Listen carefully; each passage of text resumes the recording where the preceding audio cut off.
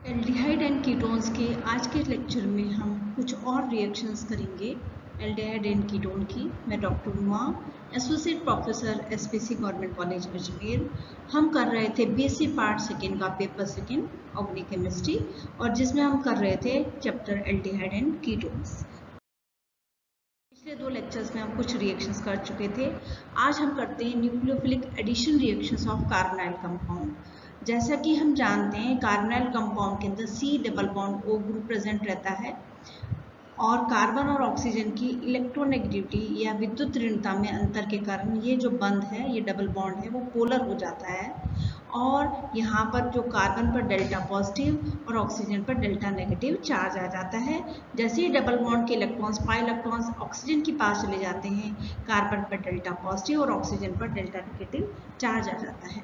क्योंकि कार्बन पर positive charge है, इसलिए कोई भी न्यूक्लियोफाइल आसानी से इसके ऊपर ऐड हो जाता है और यहाँ पर न्यूक्लियोफिलिक एडिशन रिएक्शंस होती हैं। और उसके बाद हाइड्रोलिसिस होता है या इलेक्ट्रॉन डेफिशिएंट इलेक्ट्रोफाइल्स अटैच हो सकते हैं। तो यहाँ पर न्यूक्लियोफिलिक एडिशन रिएक्शन हो सकती है। और जो न्यूक्लियोफिलिक एडिशन रिएक्शंस हैं वो या तो एसिड कैटेलाइज्ड होती हैं या बेस कैटेलाइज्ड होती हैं, यानी एसिड की उपस्थिति में होती हैं या बेस की उपस्थिति में ये वाली रिएक्शन होती है। तो हम देखते हैं कौन कौन सी रिएक्शंस जो हैं वो एसिड कैटेलाइज्ड हैं और कौन कौन सी रिएक्शन जो है वो बेस कैटेलाइज्ड रिएक्शन है। बेस कैटेलाइज्ड रिएक्शन जैसे यहाँ पर बताया न्यूट्रल न्यूक्लियोफाइल है, तो बेस के साथ रिएक्शन करके वो स्ट्रॉन्ग न्यूक्लियोफाइल में कन्वर्ट हो जाती हैं और उसके बाद उसका अटैचमेंट या न्यूक्लियोफिलिक एडिशन रिएक्शन होता है। ये एसिड कैटेलाइज्ड रिएक्शन है जिसमें हम एसिड लेते हैं और हमको यहाँ पर भी एडिशन प्रोडक्ट प्राप्त होता है। अब एसिडिटी ऑफ हाइड्रोजन्स, जो हाइड्रोजन कार्बोनाइल ग्रुप के अंदर प्रेजेंट है, उनकी एसिडिटी के बारे में हम यहाँ पढ़ेंगे। क्योंकि यहाँ पर ये जो कार्बोनाइल कंपाउंड के एसिडिक नेचर के कारण कार्बेनियन आयन बन जाता है और वो कार्बेनियन आयन स्टेबलाइज हो जाता है रेजोनेंस के द्वारा। तो कार्बोनियम आयन अब स्टेबलाइज होने के बाद जो न्यूक्लियोफाइल की तरह एक्ट करता है और and undergoes a nucleophilic addition with its own counterpart or with other aldehyde or ketone to form a condensation product। इसी कारण यहाँ पर एडिशन रिएक्शंस होती हैं। तो हम सबसे पहले लेते हैं एल्डोल कंडेंसेशन। एल्डोल कंडेंसेशन के अंदर हम अल्फा हाइड्रोक्सी है जिसमें अल्फा हाइड्रोजन प्रेजेंट है, ऐसे एल्डिहाइड एंड कीटोन या तो खुद के साथ या फिर क्रॉस कंडेंसेशन होता है या फिर एल्डिहाइड एंड कीटोन में कंडेंसेशन होता है किसी बेस की उपस्थिति में, और वो एक प्रोडक्ट बनाते हैं कंडेंसेशन प्रोडक्ट जिसको हम कहते हैं एल्डोल। जैसे कि यहाँ पर हमने लिया एसिटिल्डिहाइड। एसिटिल्डिहाइड की हम एसिटिल्डिहाइड के साथ अगर हम कंडेंसेशन कराते हैं बेस की उपस्थिति में तो हमको 3 हाइड्रोक्सी ब्यूटेनॉल प्राप्त होता है। यहाँ पर हाइड्रोक्सी ग्रुप भी है और एल्डिहाइड ग्रुप भी प्रेजेंट है, इसलिए इसको हम एल्डोल कंडेंसेशन कहते हैं।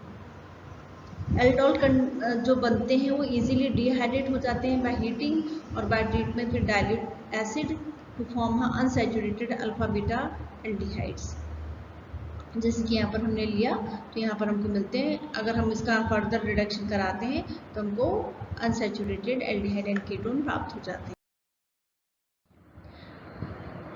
मिक्स्ड कंडेंसेशन या क्रॉस्ड एल्डोल कंडेंसेशन क्या होता है? जब हम दो अलग अलग एल्डिहाइड लेते हैं और उनका कंडेंसेशन कराते हैं तो हमको दो तरह के प्रोडक्ट मिलते हैं, तो हम इसको कहते हैं क्रॉस्ड या mixed aldol condensation.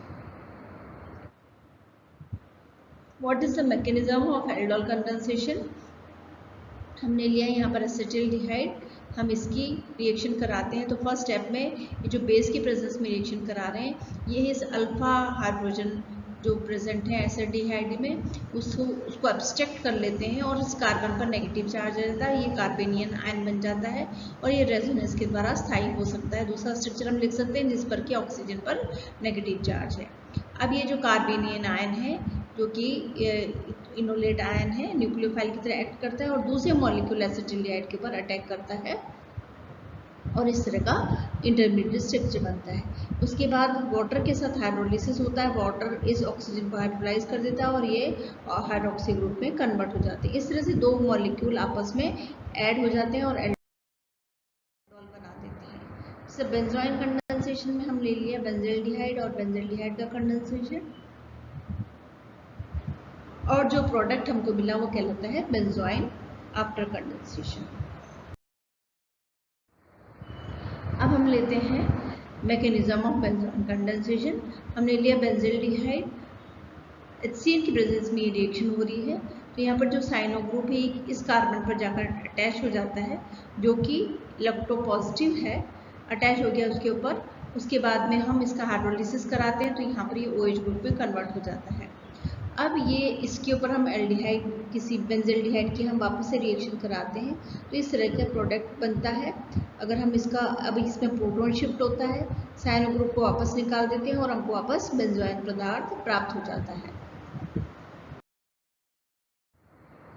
Perkin's reaction, the addition of acid anhydrides, that is containing alpha hydrogen atom, to the aromatic aldehyde in presence of base is called Perkin's reduction reaction. Perkin's reaction, the sodium salt of the acids from the which anhydride is derived to form an alpha beta unsaturated acid, and this reaction is called Perkin reaction.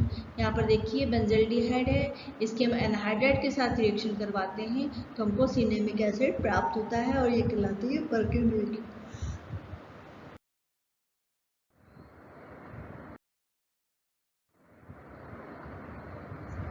नोवेनल jail reaction, Knoevenagel reaction में भी हम malonic ester लेते हैं और aldehyde के साथ condensation कराते हैं। सेम वैसे ही रिएक्शन है, कंडेंसेशन, और उसके बाद में हम कंडेंसेशन प्रोडक्ट मिलता है जिसका हम डीकार्बोक्सिलेशन करा लेते हैं तो हमको अनसैचुरेटेड एसिड्स मिल जाते हैं, तो ये कहलाती है नोवेनल जेल रिएक्शन। ये इसका मैकेनिज्म है कि किस तरह से यहाँ पर रिएक्शन होती है, किस तरह से बेस के साथ रिएक्ट होता है और एंड में हमको अनसैचुरेटेड एसिड मिलता है। आज के लेक्चर में सिर्फ इतना ही। नेक्स्ट लेक्चर में हम कुछ और रिएक्शंस के साथ इसको, इस चैप्टर को करेंगे।